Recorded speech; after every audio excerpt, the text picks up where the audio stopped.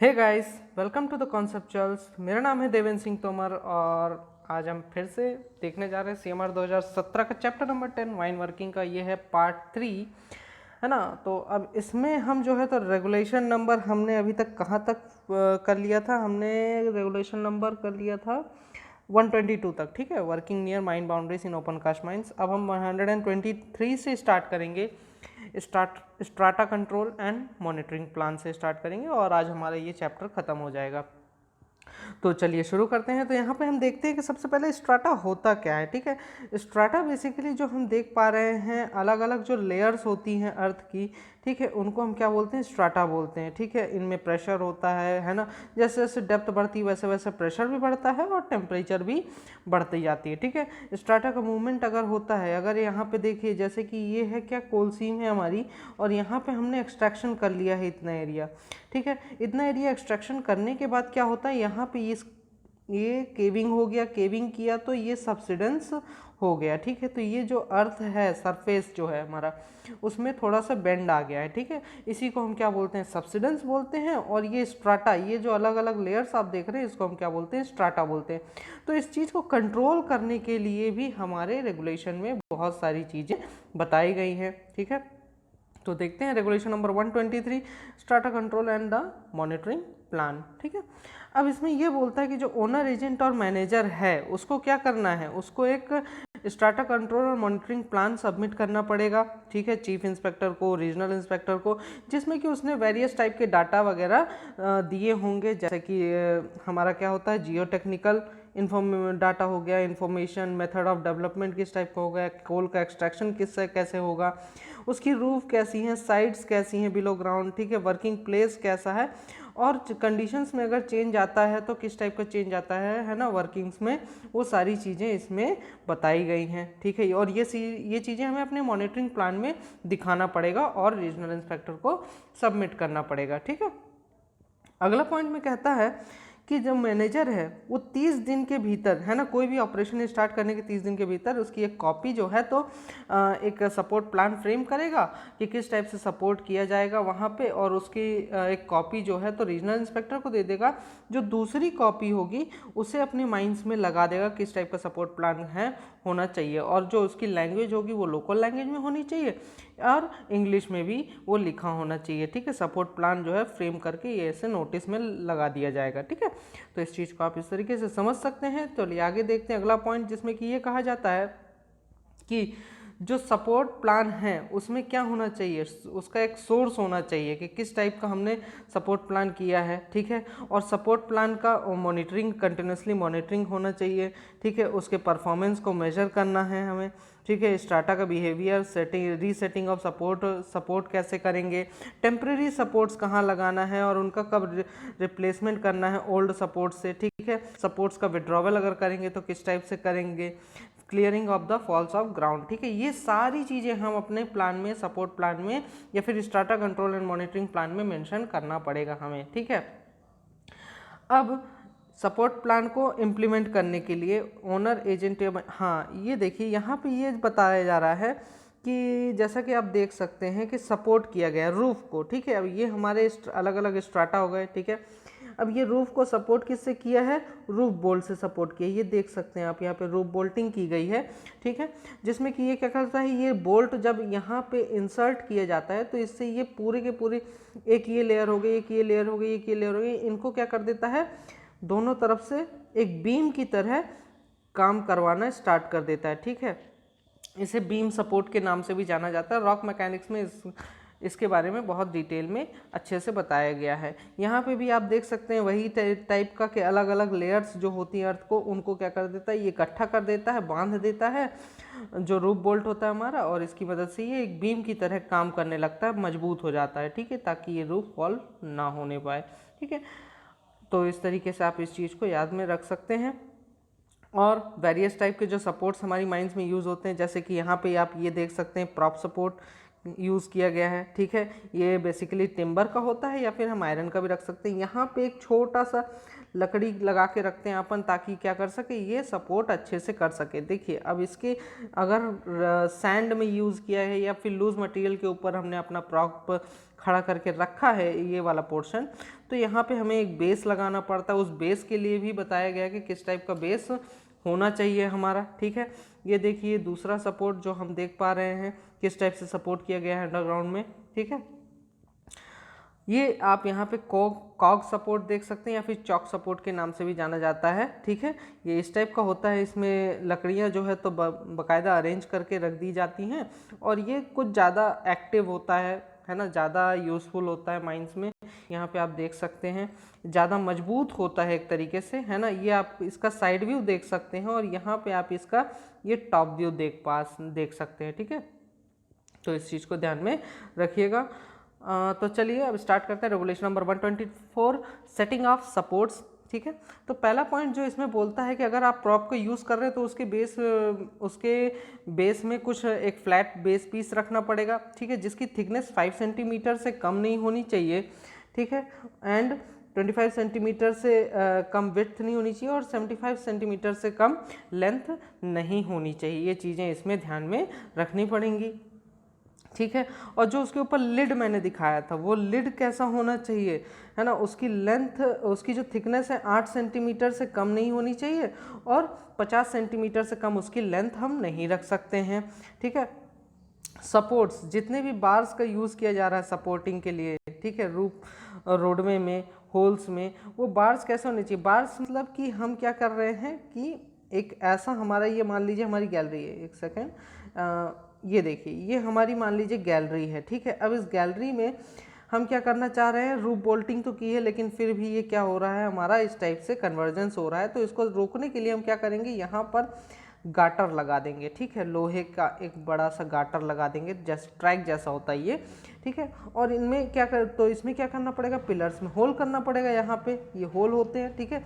और ये पूरे लेंथ ऑफ द रोडवे में काम करता है, ठीक है, पूरी गैलरी में ये रहता है, तो इससे अच्छा खासा सपोर्ट हो जाता है। तो इसके लिए भी प्रोविज़न ये बोलता है कि 50 सेंटीमीटर का होल करना पड़ेगा हमें, ठीक है। और जो इनके बीच की लैगिंग होनी चाहिए 1 मीटर की होनी चाहिए, ठीक है, 1 मीटर से कम नहीं होनी चाहिए लैगिंग, ठीक, मतलब कि इनके बीच का गैप, लैगिंग मतलब, ठीक है। अगला पॉइंट, जो टिम्बर कॉगिंग का अगर यूज़ कर रहे हैं, ठीक है, टिम्बर मतलब लकड़ी का कॉग अगर हम बना रहे हैं तो उसकी जो लेंथ होनी चाहिए वो 1.2 मीटर से कम नहीं होनी चाहिए, ठीक है। कॉग्स को इरेक्ट करने के पहले, ठीक है, डिप्लरिंग एरिया में हमें क्या करना पड़ेगा, उसके कॉर्नर्स में उसका प्रॉप्स का इस्तेमाल करना पड़ेगा, ठीक है। तो ये आप ध्यान में रखिएगा। और अगर कोई ओवर हैंगिंग साइड्स है, ठीक है, तो उनको हर 1 मीटर के बाद क्या करना है, हमें ड्रेसिंग करवाना है। ड्रेसिंग मतलब रूफ ओवरहैंगिंग साइड्स या फिर ओवरहैंगिंग हमारे रूफ हो सकते हैं, ठीक है, तो उनकी ड्रेसिंग कंटिन्यूसली हर 1 मीटर के बाद हमें करवाना रहेगा। सपोर्ट करेंगे उसके 1 मीटर बाद, फिर 1 मीटर तक हम क्या करेंगे, ड्रेसिंग करेंगे, फिर सपोर्ट करेंगे वहाँ पे, ठीक है। तो एक चीज़ याद रखिएगा, क्वेश्चन पूछा जाता है कि इमीडिएट रूफ के बारे में ही, कि ग्रीन रूफ क्या होता है। तो जो इमीडिएट रूफ होता है मतलब कि ब्लास्टिंग के बाद जो हमें पहली रूफ मिलती है, दिखती है, उसे हम इमीडिएट रूफ या फिर ग्रीन रूफ के नाम से जानते हैं, ठीक है। ये तो थे आपने नॉर्मल सपोर्ट जो आपने देखे। अब आगे जो है तो आप देख सकते हैं शील्ड सपोर्ट या फिर पावर्ड सपोर्ट जिसे हम कहते हैं, जो कि लॉन्ग वॉल माइंस में सबसे ज़्यादा यूज़ होता है, ठीक है। ये देखिए, ये आप देख सकते हैं पावर्ड सपोर्ट, ठीक है, यहाँ पर। और ये जो पावर्ड सपोर्ट होता है, हाइड्रोलिक सपोर्ट के नाम से भी इसको जाना जाता है, ठीक है। अब ये तो हम एक ही देख पा रहे हैं, नीचे वाले पिक में आप देख पा रहे हैं कि ये एक लाइन से लगे रहते हैं, ठीक है। और ये देखिए इस पिक में जब वर्किंग एरिया में लगा हुआ है पावर सपोर्ट, ये हमारा चैन कन्वेयर है, ठीक है, इसमें हमारा कोयला गिरता है और इस डायरेक्शन में बाहर की तरफ चला जाता है। ये हमारा पावर सपोर्ट है। ये इसका ये वाला पोर्शन क्या है, कैनोपी है, ये हाइड्रोलिक है, ठीक है। यहाँ पे हम आराम से पैदल चल सकते हैं, ठीक है।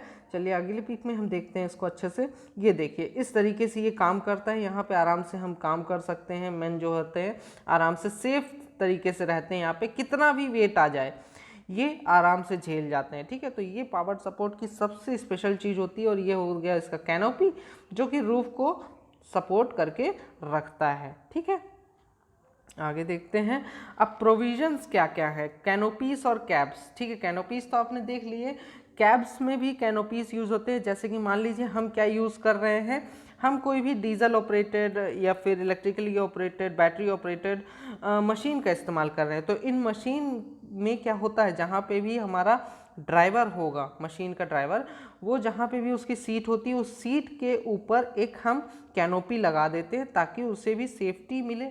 ठीक है, तो इस चीज़ को आप ध्यान में रख सकते हैं। अगले पॉइंट में कहता है जो केबिन होना चाहिए, अभी जो सीट होनी चाहिए ऑपरेटर की, उसका क्लियर लाइन ऑफ साइट होना चाहिए, मतलब उसको साफ सुथरा दिखना चाहिए आगे भी और मशीन के पीछे भी, मशीन के सामने भी और मशीन के पीछे भी उसे आराम से दिखाई दे। इस टाइप से हमें उसकी सीट का अरेंजमेंट करना है। अब देख लीजिए, मान लीजिए कि स्टीप वर्किंग में हो रहा है काम। ठीक है, तो स्टीप वर्किंग मतलब कि ज़्यादा इंक्लिनेशन है, 30 डिग्री से ज़्यादा इंक्लिनेशन होने पर क्या करना पड़ेगा, हमें प्रिकॉशंस लेने पड़ेंगे। क्यों?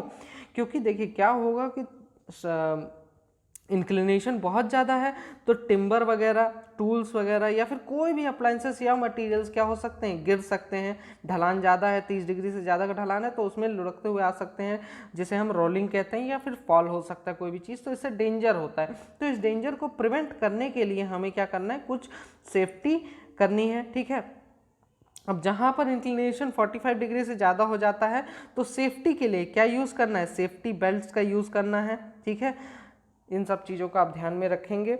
और फेंसिंग्स और गेट्स, अब फेंसिंग्स और गेट्स क्या है, अगर 15 पब्लिक प्लेस है, कोई पब्लिक रोडवे या फिर कोई बिल्डिंग है, तो उससे 15 मीटर के भीतर हमें क्या करना है, ओपन कास्ट वर्किंग की बात कर रहे हैं, है ना।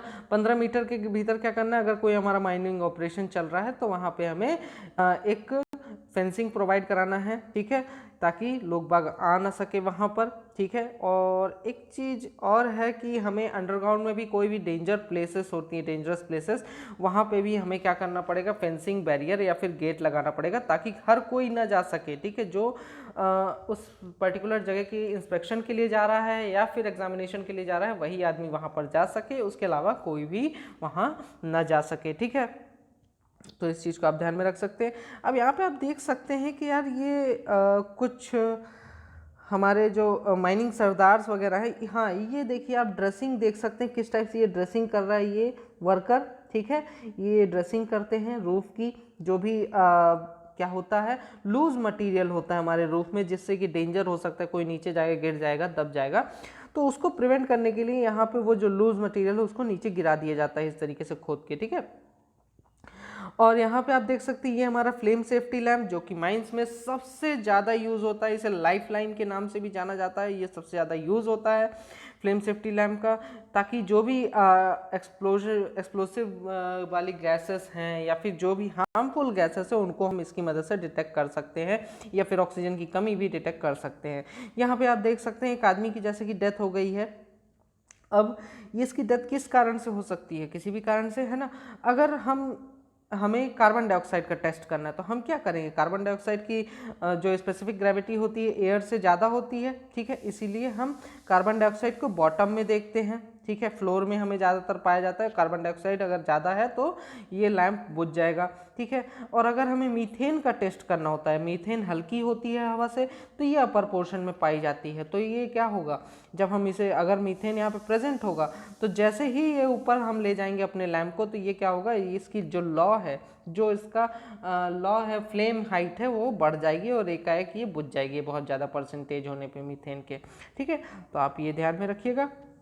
अब देखते हैं ये एग्जामिनेशन करता कौन है। तो ये एग्जामिनेशन जो करता है वो है एक सरदार या फिर ओवरमैन। ठीक है, अब सरदार और ओवरमैन जो है, तो सरदार्स का काम तो ज़्यादातर क्या होता है, आजकल माइंस में आप देखेंगे कि उनका काम जो होता है, जाते हैं ब्लास्टिंग करवाते हैं, इस टाइप के काम करवाते हैं, शॉर्ट फायरर्स के साथ लगे रहते हैं। ठीक है, अब होता है ओवरमैन उसके ऊपर। ठीक है, अब ये ओवरमैन्स वगैरह का काम क्या होता है, ये लोग सरदार के ऊपर नज़र रखते हैं। ठीक है, ताकि ये लोग सही से काम करें। ठीक है, वहाँ उस जगह का कंटिन्यूसली इंस्पेक्शन करते रहते हैं। तो अगर हम इनकी बात करें तो इनको सीधे सीधे ये कहा जाता है कि इनका जो काम होता है, तो ये माइंस में, अंडरग्राउंड माइंस में जाएंगे, वहाँ पे उस जगह का इंस्पेक्शन करेंगे। तो देखिए ये कहता है रेगुलेशन कि हर एक एंट्रेंस में, हर माइन के एंट्रेंस में या फिर डिस्ट्रिक्ट के एंट्रेंस में क्या लगा होना चाहिए, क्या होने चाहिए, स्टेशंस बने होने चाहिए। ठीक है, यहाँ पे आप पहली लाइन में पढ़ सकते हैं, स्टेशंस बने होने चाहिए, जो कि मैनेजर द्वारा वो स्टेशंस फिक्स किए जाएंगे। ठीक है, कि हाँ ये स्टेशंस हैं, यहाँ पे लगभग डिस्ट्रिक्ट में अंदर जाने से पहले या फिर खदान में अंदर घुसने से पहले यहीं पे लोग बाग रुकेंगे, जितने भी वर्कर्स हैं उस पर्टिकुलर एरिया के। अब माइन जो है, तो अगर कंटिन्यूस सक्सेशन में चल रही है, मतलब लगातार शिफ्ट बाय शिफ्ट चल रही है, तो उस केस में हमें स्टेशंस बनाने की जरूरत नहीं है। ये याद रखिएगा, बहुत इंपॉर्टेंट लाइन है, हमें स्टेशन उस केस में बनाने की जरूरत नहीं है अगर लगातार शिफ्ट चल रही है। शिफ्ट नहीं चल रही है तब हमें स्टेशंस बनाने पड़ेंगे। ठीक है, अब काम क्या है, इस स्टेशन पे सब लोग रुकेंगे। ठीक है, अब स्टेशन पे जब सब लोग रुकेंगे तो जो सरदार होगा या फिर जो भी कॉम्पिटेंट पर्सन होगा, ओवरमैन, सरदार, वो क्या करेगा, वो अंदर जाएगा वर्किंग प्लेस में। ठीक है, और वहाँ पे जाके एग्जामिनेशन करेगा कि जो भी डिस्ट्रिक्ट है, जो भी माइन है जहाँ पे वर्कर्स काम करने वाले हैं, वो वेल वेंटिलेटेड है, वहाँ पे सेफ कंडीशंस हैं कि नहीं है, ये सारी चीज़ें वो वहाँ पे जाके चेक करेगा। उसके बाद ही वो बाकी वर्कर्स को अलाउ करेगा अंदर आने के लिए। ठीक है, अगले पॉइंट में ये कहता है कि जो सरदार है, ठीक है, ये ओवरमैन्स के लिए भी जो सरदार है, वो क्या करेगा, वो 2 घंटे पहले वर्किंग एरिया में जाएगा। ठीक है, अपनी शिफ्ट के में 2 घंटे पहले वर्किंग एरिया में जाएगा और उस डिस्ट्रिक्ट में जाके इंस्पेक्शन करेगा। ठीक, उसके बाद कहता है कि वो क्या क्या देखेगा, वो सभी के सभी रोडवेज देखेगा। ठीक है, सारे रोडवेज देखेगा, वर्किंग प्लेसेस देखेगा, और जो भी टेम्परेरीली स्टॉपिंग्स वगैरह हैं उनको चेक करेगा। वेंटिलेशन की कंडीशन कैसी है, सैनिटेशन है कि नहीं ठीक ठाक, वहाँ पे गैसेस तो प्रेजेंट नहीं है, रूफ का स्टेट कैसा है, साइड्स कैसी हैं, कहीं साइड्स हमारी ऐसी लूज साइड्स तो नहीं है, स्पॉन्टेनियस हीटिंग तो नहीं हो रही है, और फायर का रिस्क तो नहीं है। ये सारी चीज़ें वो कंडीशंस वहाँ पे चेक करेगा, और अगर उसे सेफ कंडीशंस लगती हैं तो वो क्या करेगा, वहाँ पे वर्करों को अलाउ करेगा आने के लिए इस इंस्पेक्शन के बाद। ठीक है, अब सरदार जो है यही काम हर 4 घंटे में रिपीट करेगा। ठीक है, उसको यही काम हर 4 घंटे में रिपीट करेगा जब तक कि उसकी शिफ्ट चलेगी। ठीक है, अब एग्जामिनेशन कैसे करेगा, फ्लेम सेफ्टी लैम्प की मदद से एग्जामिनेशन करेगा। ठीक है, मीथेन के लिए या फिर फेरिसीन के लिए या फिर कार्बन मोनोऑक्साइड को डिटेक्ट करने के लिए जो भी ऑपरेटर्स वो यूज़ कर सकता है, जो भी अवेलेबल होगा वो ऑपरेटर्स का इस्तेमाल करेगा। और ये सारी चीज़ें जो हैं तो चीफ इंस्पेक्टर द्वारा अप्रूव्ड होनी चाहिए। ठीक है, अब इन केस जो ऐसा होता है कि शाफ्ट सिंकिंग हो रही है, तो कॉम्पिटेंट पर्सन को क्या होगा, पूरे शाफ्ट का इंचार्ज बनाया जाएगा, जो भी कॉम्पिटेंट पर्सन होगा उस पूरी शिफ्ट में। ठीक है, और remain in the shaft while persons are at work at the bottom of the shaft, और वो वहाँ तब तक रहेगा जब तक सारे के सारे वर्कर्स वहाँ से वापस नहीं आ जाते हैं। ठीक है, जब तक सारे वर्कर्स बॉटम में काम करेंगे, शाफ्ट बॉटम में, तब तक वो वहाँ पे प्रेजेंट रहेगा। ये चीज़ आप ध्यान में रखिएगा। हर एक राउंड ऑफ शॉट के बाद, ठीक है, अब देखिए ब्लास्टिंग होगा, तो हर एक ब्लास्टिंग के बाद क्या होना पड़ेगा, क्या करना पड़ेगा, शाफ्ट की बात कर रहा हूँ, अगर शाफ्ट सिंकिंग चल रही है, ठीक है, 2 घंटे के पहले उसे क्या करना है, वहाँ का एग्जामिनेशन करना है। ठीक है, कि कहीं लूज मटेरियल्स तो नहीं है, और अगर हैं तो उन्हें रिमूव करना पड़ेगा। ठीक है, और उसी के बाद, ठीक है, मतलब कि कह रहा है कि शाफ्ट है, मान लीजिए आपका शाफ्ट बॉटम में काम चल रहा है, ब्लास्टिंग हुई। ठीक है, जब ब्लास्टिंग करेंगे तो जाहिर सी बात है आप सारे वर्कर्स को बाहर भेज देंगे। अब ब्लास्टिंग हो गई, रुकना है 2 घंटे। ठीक है, 2 घंटे के बाद वो क्या करेगा, वापस जाएगा कॉम्पिटेंट पर्सन, वहाँ देखेगा सब कुछ ठीक ठाक है, लूज मटेरियल है, रिमूव करो इसको। पूरा मक जो है, मक जो ब्लास्टिंग के बाद जो मटेरियल निकलता है उसको मक कहा जाता है, उसको क्या करेगा, वो बाहर निकलवाएगा, और उसके बाद ही सारे वर्कर्स को वापस अंदर आने की परमिशन दे दी जाएगी। ठीक है, तो ये चीज़ आप ध्यान में रखिएगा किस टाइप से होता है इसमें वर्क। अवॉइडेंस ऑफ डेंजर, अब डेंजर्स को अवॉइड करना है, तो पहली चीज़ तो जो डेंजर वाली एरिया जगह हैं उनमें क्या करना है कि कॉम्पिटेंट पर्सन उनको इंस्पेक्शन करेगा, और डेंजर वाली जो जगह हैं, ठीक है, वो उनकी फेंसिंग करनी है, किसी को भी जाने के लिए अलाउ नहीं करना है। और अगर कॉम्पिटेंट पर्सन यह पाता है कि कहीं भी डेंजर है तो वो क्या करेगा, तुरंत ही मैनेजर को इन्फॉर्म करेगा या फिर जो भी आसपास असिस्टेंट मैनेजर होगा उनको इन्फॉर्म करेंगे कि हाँ इस टाइप का डेंजर मिल गया है साहब, और फिर उसे एक बाउंड पेज बुक में क्या करेगा, रिकॉर्ड करके रख लेगा। ठीक है, अब मैनेजर क्या करेगा, उसका एग्जामिनेशन करेगा, उसके एग्जामिनेशन के लिए या फिर कोई भी कॉम्पिटेंट पर्सन को माइन में या फिर डिस्ट्रिक्ट में भेज देगा। ठीक है, वो पर्सन जाके वहाँ पे एग्जामिनेशन करेगा। उस एरिया की फेंस जब तक पूरी एग्जामिनेशन कंप्लीट नहीं हो जाती और कंडीशन सेफ नहीं हो जाती है तो तब तक वह एरिया जो है तो फेंस रहेगा सिक्योरली, और किसी भी पर्सन को अलाउ नहीं किया जाएगा कि वहाँ पे अंदर जाए। ठीक है, सिर्फ वही लोग अंदर जाएंगे जो उस एग्जामिनेशन के या फिर इंस्पेक्शन पर्पज से वहाँ पे जाना चाहते हैं, सिर्फ वही उन्हीं लोगों को वहाँ जाने के लिए अलाउ किया जाएगा।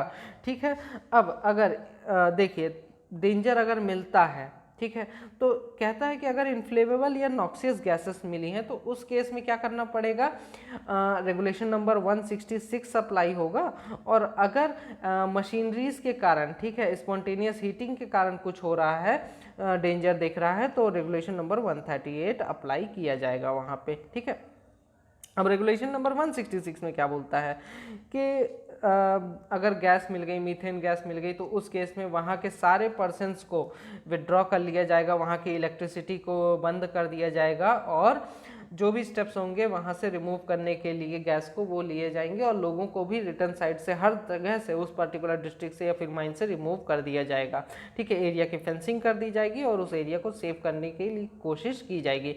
रेगुलेशन नंबर 138 में क्या कहा जाता है, इसमें कह रहा है कि अगर आपको स्पॉन्टेनियस हीटिंग मिली है, फियरी सीन मिली है या कहीं फायर मिला है, तो उस केस में आप क्या करेंगे, लोगों को हटा देंगे, और जो भी इंस्पेक्शन के लिए जाएंगे वो क्या यूज़ करेंगे, सेल्फ रिस्क्वायर का यूज़ करेंगे, है ना। और 2 स्मोक हेलमेट्स तो होने ही चाहिए। ठीक है, जो कि चीफ इंस्पेक्टर द्वारा क्या होने चाहिए, अप्रूव्ड होने चाहिए। ठीक है, कार्बन मोनोऑक्साइड को डिटेक्ट करने के लिए अपरेटस यूज़ करना है जो कि चीफ इंस्पेक्टर द्वारा अप्रूव्ड हो।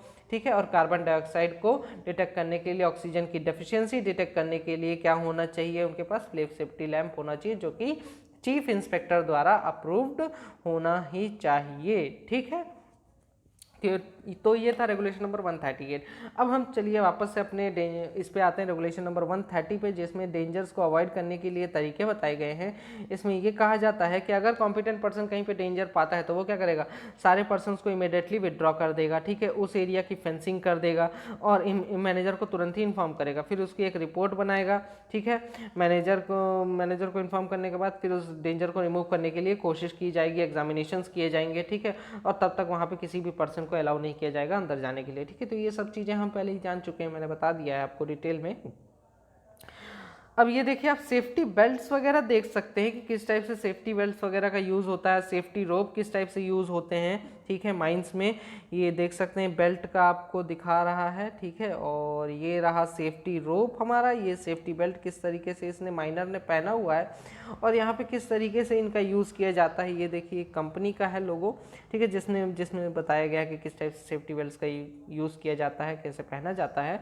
ठीक है, अब कहाँ यूज़ करना है, जब हम हाइट पे वर्क करेंगे तो किसी भी पर्सन को, देखिए सबसे पहले तो ये बोलता है कि किसी भी पर्सन को अलाउड नहीं है हाइट पर काम करने को। ठीक है, जब तक कि उस वहाँ पर क्या ना हो, फुटपाथ ना हो। ठीक है, अब फुटपाथ की जो होनी चाहिए, ठीक है, क्या बोलते हैं, फुटपाथ जो होना चाहिए, बोलता है कि 1.5 मीटर वाइड फुटपाथ होना चाहिए। ठीक है, हमारा जहाँ से क्या हो, और ऐसी जगह पे फुटपाथ हमें बनाना है कि मतलब गिरने का डर रहता है। ठीक है, अब गिरने की हाइट 1.8 मीटर या उससे ज़्यादा की है ना, डेप्थ, तो वहाँ पे हमें ये सारी चीज़ें प्रोवाइड करानी है। फुटपाथ की जो विड्थ होनी चाहिए, कितनी होनी चाहिए, 1.5 मीटर होनी चाहिए, गार्ड रेल्स लगे होने चाहिए, फेंस होना चाहिए, सेफ्टी बेल्ट और रोप वगैरह उसे प्रोवाइड कराना पड़ेगा हमें। ठीक है, चलिए आगे देखते हैं। अगले पॉइंट में बोलता है अगर कोई प्लांट, मशीनरी, वर्कशॉप या फिर किसी शेड में या किसी स्ट्रक्चर में कंस्ट्रक्शन या फिर रिपेयर का या फिर रिनोवेशन का काम कर रहा है तो किसी भी पर्सन को बिना स्टेयर्स के, लैडर वेज के या फिर हैंड रेल्स के या फिर गार्ड स्टेजेस के या प्लेटफॉर्म्स के वहाँ पे जाने का अलाउ नहीं किया जाएगा या फिर काम करने के लिए अलाउ नहीं किया जाएगा, और उस पर्टिकुलर एरिया की फेंसिंग कर देना जरूरी रहेगा। ठीक है, प्रॉपर स्टेज बनाने हैं, वर्किंग प्लेटफॉर्म्स बनाने हैं और उनकी डिज़ाइन और स्ट्रेंथ अच्छी होनी चाहिए ताकि उसे कोई डेंजर ना रहे जो भी काम कर रहे हैं। सेफ्टी नेट्स वगैरह का यूज़ किया जाना चाहिए ताकि कोई अगर गिरे तो उसे पकड़ा जा सके, उसे कोई नुकसान ना पहुंचे। ठीक है, अब अगला रेगुलेशन है रेगुलेशन नंबर 132, जनरल प्रिकॉशंस। और जनरल प्रिकॉशंस में ये कहा जाता है कि किसी भी पर्सन को कोल को कट करने के लिए या फिर रिमूव करने के लिए ऑथराइज नहीं किया जाएगा। ठीक है, और अगर किसी, जो सिर्फ वही करेगा जिसे ऑथराइज किया गया है, ठीक है, वो कोयले को कट नहीं करेगा किसी भी विसिनिटी वाले एरिया से। विसिनिटी मतलब कोई छोटा एरिया, निकाल लिया कोयला तो यार क्या होगा, रूफ फॉल हो सकता है। ठीक है, तो इस तरीके काम नहीं करना है। माइन वर्किंग पढ़ रहे हैं हम लोग। ठीक है, हर एक पर्सन क्या करेगा, वर्किंग प्लेस को पहले एग्जामिनेशन करेगा, ठीक ठाक होगा तभी काम करेगा, और अगर उसे कोई डेंजर दिखता है तो क्या करेगा, काम को छोड़ के चल देगा। ठीक है, ये चीज़ ध्यान में रखिएगा। अगला पॉइंट है जिसमें कहता है कि अगर 30 डिग्री से ज़्यादा का इंक्लिनेशन है तो कोई भी पर्सन लोड को कैरी नहीं करेगा, ना ही उसे परमिशन है। ठीक है, ऐसे फुटपाथ में लोड को कैरी करने का। अगर फुटपाथ, जितने भी फुटपाथ हैं, जितने भी रोड्स हैं, ठीक है, उनका इंक्लिनेशन 15 डिग्री से ज़्यादा नहीं होना चाहिए, और अगर 15 डिग्री से ज़्यादा का इंक्लिनेशन हो जाता है, ठीक है, तो उस केस में स्टेप्स बनाने पड़ेंगे, मतलब सीढ़ियाँ बनानी पड़ेंगी। और सीढ़ियाँ जो होनी चाहिए कितनी दूरी पे होनी चाहिए, मतलब कि एक सेकेंड, सीढ़ियाँ जो होनी चाहिए हमारी does not exceed 0.18 meter and distance from the edge to back is not less than 0.3 meter, 0.35 meter. ठीक है, जो सीढ़ियों की हाइट होनी चाहिए, हाँ, जो सीढ़ियों की हाइट होनी चाहिए वह 0.18 मीटर होनी चाहिए, और जो मतलब इससे ज़्यादा हाइट नहीं होनी चाहिए, और 0.35 मीटर से कम उनकी विड्थ नहीं होनी चाहिए सीढ़ियों की। ठीक है, अगले, अब चलिए आगे देखते हैं हम, एक सेकेंड। आगे बोलता है कि गैंग प्लैंक का यूज़ करना है किसी भी चीज़ को लोड करने के लिए या फिर फुटपाथ को क्रॉस करने के लिए, बहुत ज़्यादा डेप्थ वाले हैं, इंक्लिनेशन प्रोवाइड कराने के लिए। गैंग प्लैंक्स क्या होते हैं यार, फिसल पट्टी जो बना दिया जाता है ना सीढ़ियों में, उसको गैंग प्लैंक्स कहते हैं। इस तरीके से हम फिसल पट्टी ला के क्या करते हैं, लगा देते हैं। ठीक है, तो इसको गैंग प्लैंक्स कहा जाता है। ठीक, आगे देखते हैं। No person shall be employed to lift और carry a load so heavy as likely to cause bodily injury. ठीक है, कोई भी लोड नहीं लेगा जिससे कि उसके बॉडी को इंजरी हो, और ना ही किसी पर्सन को रिमोट पार्ट में वर्क करने के लिए अलाउ किया जाता है, ताकि मतलब ऐसा जगह माइंस में जहाँ पे कोई नहीं जाता, और अगर कोई पर्सन वहाँ पे गया, काम किया, तो क्या होगा यार, वो अगर उसे कोई डेंजर हुआ, कोई दिक्कत हो गई, तो उस केस में उसे डिस्कवर नहीं कर पाएंगे, मतलब हम पता नहीं लगा पाएंगे कि वो वहाँ पे था या नहीं था। ठीक है, तो ऐसी जगह में किसी को भी काम करने के लिए नहीं भेजना है। ठीक है, अगला पॉइंट कि किसी भी इनएक्सपीरियंस पर्सन को खदान के अंदर नहीं भेजना है काम करने के लिए, और अगर उसे हम भेज रहे हैं तो उसके साथ एक सुपरविजन के लिए एक्सपीरियंस पर्सन जरूर जाएगा। ठीक है, तो दोस्तों ये हमारे चैप्टर का एंड था। अब यहाँ से हम एक नया चैप्टर स्टार्ट करेंगे। जो हमारा अगला चैप्टर होगा वो होगा chapter number 11, precautions against dangers from fire, dust, gas and water. So friends, इसके मैं अभी लेक्चर्स वीडियोस अपलोड कर दूंगा कि जो क्वेश्चंस वाले हैं, जितने भी क्वेश्चंस रिलेटेड हैं इस चैप्टर से, वो सारे क्वेश्चंस मैं इकट्ठा आपको एक जगह पे दे दूंगा। ठीक है, जहाँ से भी क्वेश्चंस बन सकते हैं। तो आपको अगर वीडियो पसंद आया हो तो लाइक करें, शेयर करें, एंड प्लीज़ सब्सक्राइब जरूर कर देना यार, क्योंकि मन लगता है बनाने में वीडियोस। ठीक है, so thank you and all the best.